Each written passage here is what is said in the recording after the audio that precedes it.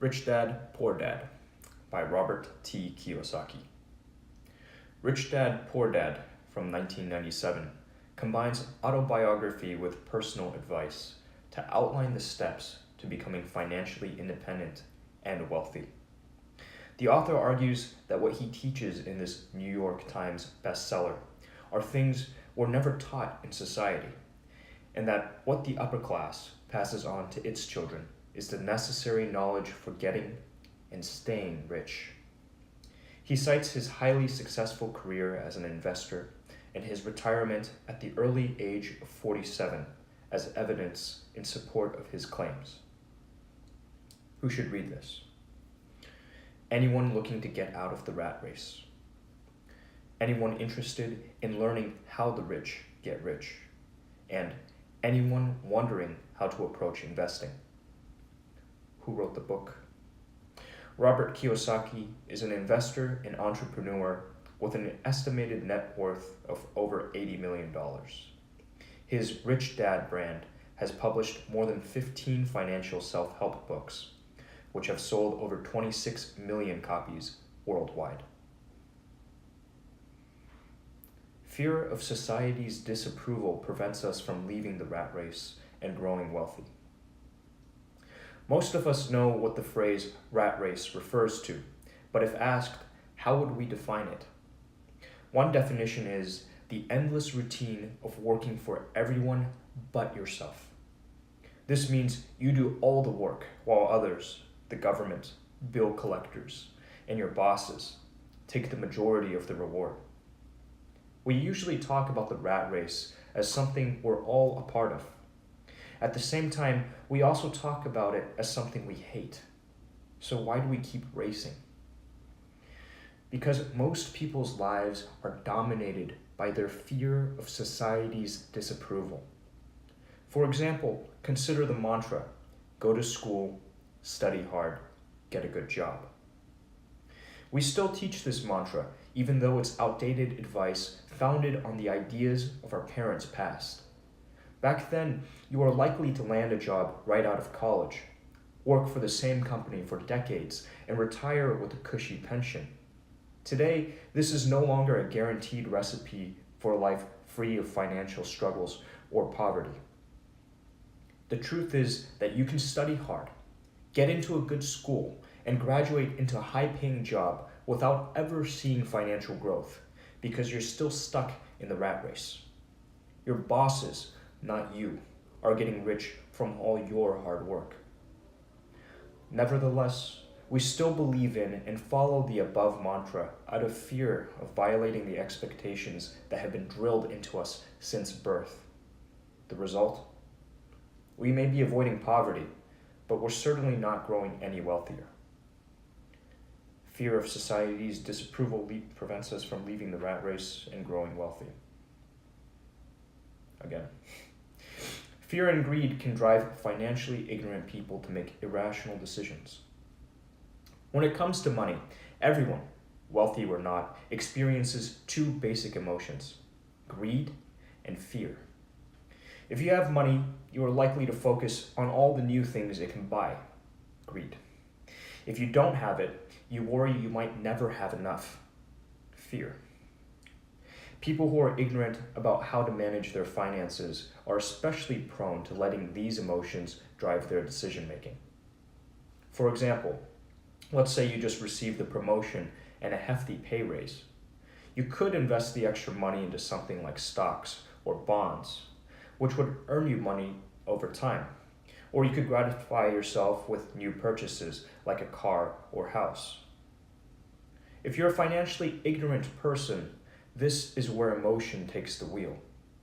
The fear of losing money is so powerful, it prevents you from investing in stocks or other assets because of the perceived risks, even though such investments would bring you wealth in the long term. At the same time, greed inspires you to spend your increased salary on a better lifestyle. For example, by buying a bigger house, which seems a much more real and safer option than buying shares in a company. However, this upgrade also means a bigger mortgage and higher utility bills, which effectively negates your raise.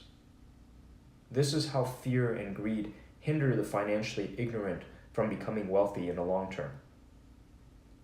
So, how can you counter these powerful emotions? By building up your financial knowledge about things like investments, risk, and debt. This will place you in a better position to make rational decisions, even in the face of greed and fear. Despite being vital for both personal and societal prosperity, we receive no training in financial intelligence. Most people think that to become rich, it's enough to be talented and capable.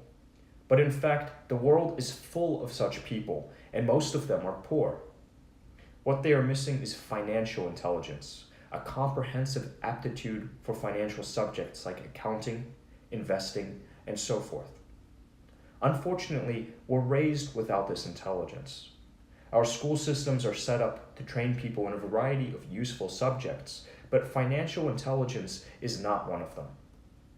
Children aren't taught about subjects like saving or investing, and as a consequence are clueless about topics like compound interest, as clearly evidenced by the fact that today, even high schoolers often max out their credit cards. This lack of training in financial intelligence is a problem not only for today's youth, but also for highly educated adults, many of whom make poor decisions with their money. For example, politicians are generally regarded as the brightest, most well-educated people in a society. But there's a reason why countries end up in staggering national debt. Most of the governing politicians have little or no financial intelligence. Ordinary people, too, can be astonishingly bad at handling their money matters, as evidenced by their lack of retirement planning. For instance, in the United States, 50% of the workforce are without pensions, and of the rest, nearly 75 to 80% have ineffective pensions.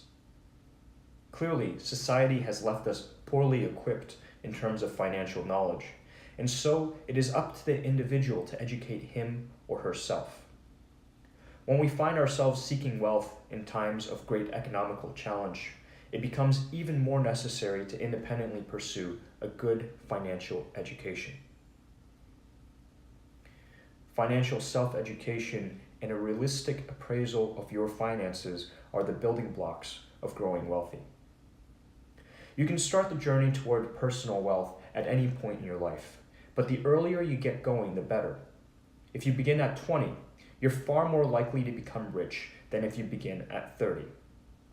Regardless of age, the best way to get started is by appraising your finances, setting yourself goals, and then acquiring the education necessary to reach them. First, take an honest look at your current financial state.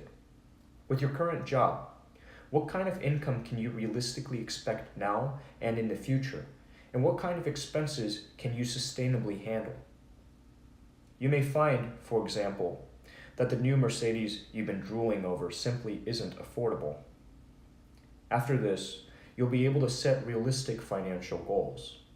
You could say, for example, that you want that Mercedes to be within your reach in 5 years' time. The next step is to then start building your financial intelligence. Consider this an investment into the greatest asset available to you, your mind. You can do this in any number of ways, but one good approach is to shift focus. Work for what you learn, not what you earn. For example, if you're afraid of rejection, try a short spell working for a network marketing company. While you might not get an amazing salary, you'll gain a lot of sales skills and self-confidence, which will be very useful in the future. You can also improve your finance education in your spare time. Enroll in finance classes and seminars, read books on the topic, and try to network with experts. If you base your financial foundation on these building blocks, there's a good chance you'll become wealthy one day. To become wealthy, you must learn to take risks. Insanity is defined as doing the same thing over and over again and expecting different results. By this logic, if you're looking to change your current financial state, you'll need to start handling your finances differently. The biggest change you most likely need to make is learning to take risks. All financially successful people have taken risks to get where they are, and they are successful because they manage rather than fear these risks. Taking risks means not always being balanced and safe with your money, which is what you're doing when you put it in basic checking and savings accounts at the bank. Instead of playing it safe, try investing your money in stocks or bonds. While these are considered more risky than typical bank accounts, they have the chance of generating much, much more wealth, sometimes, as with stocks, in a very short period of time. Or if you don't want to commit yourself to the stock market, there are a variety of other investments that will help grow your wealth in the long run, like real estate or so-called tax lien certificates. With tax lien certificates, interest rates range between 8% and 30%. Of course, the higher the potential for return, the higher the risk. With stocks, for example, there's always the slight chance you could lose your entire investment. But if you don't take the risk in the first place, you're guaranteed not to make any big returns. So you see that taking those bigger chances and handling the bigger risks they present is necessary in order to start making a bigger income. The road to wealth is long, so you must keep yourself motivated. The journey to wealth is long and trying. It's easy to lose heart when you hit a hurdle, such as seeing the price of a stock you invested in suddenly tumble. In order to achieve your financial goals, you'll need to find ways to stay motivated, even in the face of setbacks. One method to boost motivation is to create a list of wants and don't wants for your personal reference. For example, I do not want to end up like my parents, and I want to be free of my debts within 3 years. Pull out these lists anytime you need a reminder of why you must persevere on your journey to wealth. Another good way to stay motivated is to spend money on yourself before paying your bills. Though somewhat counterintuitive, this way you'll see exactly how much extra money you need each month to satisfy both of your objectives, fulfilling desires like buying that vintage guitar you've had your eye on and meeting your bill collector's demands. This doesn't mean you should rack up lots of credit card debt, but do keep paying yourself first. The extra pressure of paying off your bills afterward will inspire you to find creative ways to make enough money to satisfy both. This method will also sharpen and develop your financial self-discipline, which is a key trait of all financially successful people. For outside inspiration, research the life stories of wealthy people like Warren Buffett or Donald Trump. Reading about how they overcame struggles to achieve triumphs will help keep you ambitious. Put these tips into practice, and you'll be sure to find that staying motivated on the road to wealth isn't that difficult. Laziness and arrogance can drive even financially knowledgeable people to poverty. Even after strengthening your financial intelligence, personality pitfalls may still threaten you and your money. Laziness and arrogance are two such pitfalls because they can work against you in less than obvious ways. We often think of laziness as slouching around and doing nothing. But in fact, laziness does not necessarily mean inactivity. It can also be avoiding things that should be done. For example, imagine a businessman who works over 60 hours a week. To the outside observer, he is not lazy at all. However, by working such late nights, he has alienated his family. He has already seen the signs of trouble at home, but rather than addressing them, he buries himself in work. In short, he is being lazy. He is avoiding what he should be doing and will likely suffer the consequences in the form of a costly divorce. Similarly, arrogance can be a devastating weakness. Contrary to the usual definition, in the case of financial ruin, it can be defined as ignorance plus ego, a combination of poor financial knowledge and an ego too proud to admit it. Arrogance is a particularly dangerous flaw when you make investments. For example, some stockbrokers will try to feed the arrogant side of you to sell you more shares and maximize their own commission. They're like dishonest used car salesmen. They boost your ego with the positives of an investment while keeping you ignorant about its negatives. So even if you become a financial genius, keep these personality pitfalls in check. This way, you are much more likely to avoid financial ruin. Only invest in assets which put money in your pocket, and avoid liabilities which take money out. Knowing the difference between an asset and a liability is necessary to ensure you're making strong investment decisions. Quite simply, an asset is something that makes you money, while a liability costs you money. Clearly then, it's more likely you'll become wealthy if you mostly invest in assets. Assets include businesses, stocks, bonds, mutual funds, income-generating real estate, IOU notes, royalties from intellectual property, and anything else with value that produces income, appreciates over time, and can be sold readily. When you invest in assets, your dollars become employees working to create income for you. The more employees you commit, the better. The goal is to get your income as high above your expenses as possible, and then to reinvest the excess income into your assets, employing even more dollars to work for you. Unfortunately, many investors continually mistake certain liabilities for assets. For example, a house is often considered an asset, but it's actually one of the biggest liabilities you can have.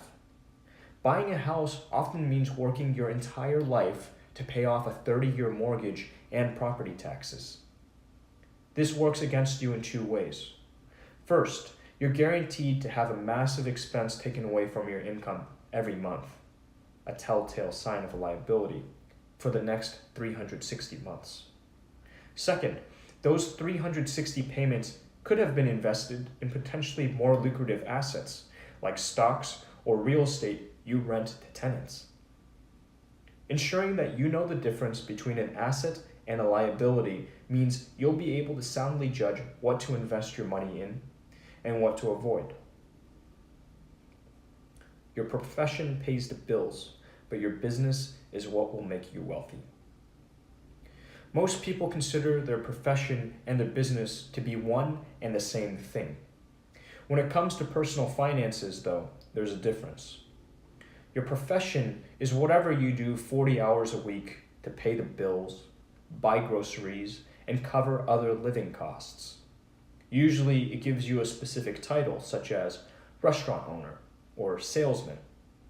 Your business, on the other hand, is what you invest time and money in to help grow your assets. Because a profession only covers your expenses, it's unlikely that this alone will make you wealthy. To achieve wealth, you must build a business while working at your profession. Take, for example, a chef who's gone to culinary arts school and knows all the tricks of the trade. Although her profession, cooking, provides enough money to pay rent and feed her family, she's still not growing wealthy. So she invests in a business, real estate. Whatever extra money she has each month, she puts towards buying income-producing assets, apartments and condos she can rent to tenants.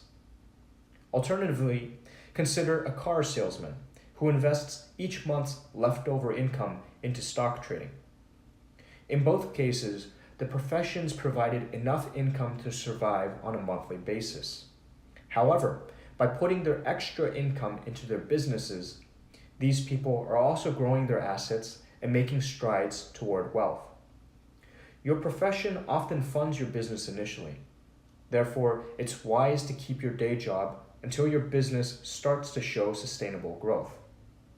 When that starts to happen, your assets and not your profession become your main source of income. And that, indeed, is a sign of true financial independence. Understand the tax code to help you minimize your taxes. Everyone knows that taxes detract from personal wealth, but most people don't bother to find out how they can minimize the taxes they pay. There are many ways this can be legally achieved. One way to reduce taxation is to invest your money through the coverage of a corporation. If you invest through your own corporation, the money you make is taxed much more leniently than if you invest in your own name. In the United States, corporations come with other benefits too. For example, debts and liabilities are placed into corporations, not the owner's name, which ensures against limited losses on investments gone awry. When you're an employee, you earn, get taxed, and then try to live on what's left. When you're protected by a corporation, you earn, invest, or spend as much as you can, and then get taxed on what's left. It's no surprise then that corporations can help people get rich very quickly. There are other ways you can minimize your taxes too. It's just a matter of educating yourself on the many loopholes and benefits of the tax system.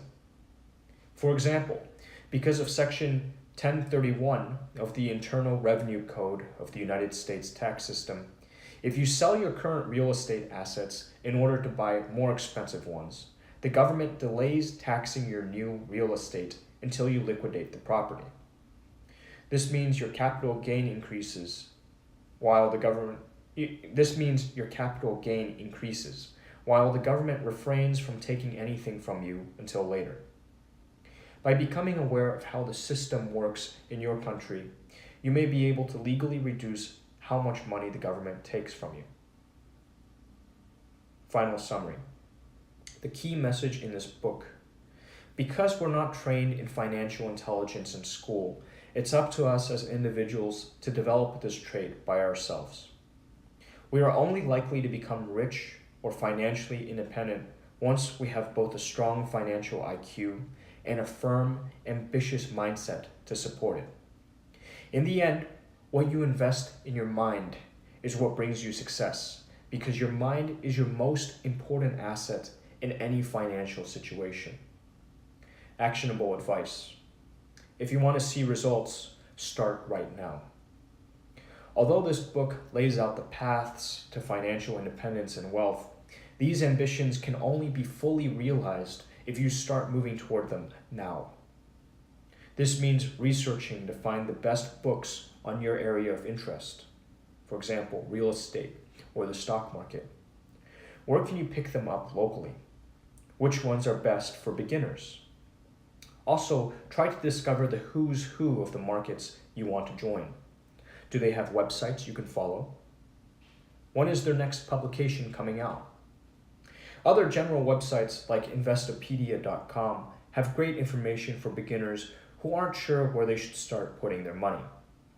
In any case, staying actively informed will help keep you afloat and give you a better understanding of your markets.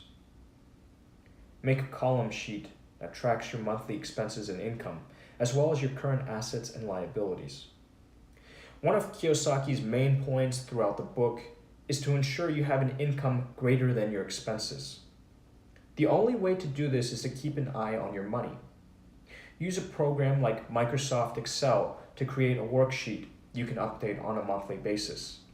Chart your income, which includes any money coming your way each month, and compare it with your expenses, which include bills, rent, lifestyle expenses, and taxes taken out of your paycheck, as well as any other costs. Also, start keeping track of how much your current assets are generating for you each month, as well as how much your liabilities are taking away. This will help you gauge what you can afford to cut out from your life in order to start widening the gap, in a good way, between your income and expenses. Introduce yourself to people who do what you want to do. By networking with people who are already active in the markets you're interested in, you can form valuable connections that will benefit you in the long run. For example, Find someone in a local tax office who knows a lot about tax lien certificates. Offer to take them out to lunch, your treat. Make sure, though, that they understand you want to learn from their experience and knowledge, and that you aren't just asking for help to get rich. If you're honest about your intentions and willing to listen, chances are most experts will be glad to give you a few pointers. Suggested further reading: The Millionaire Fast Lane by M.J. DeMarco. The world is full of people working hard with dreams of getting rich, but only a handful succeed. As The Millionaire Fast Lane shows, there's a simple reason for this. Conventional roads to wealth don't work. But thankfully, there is one way that works, and if you're eager and willing to put in some effort and make some sacrifices, it's far quicker than you might think.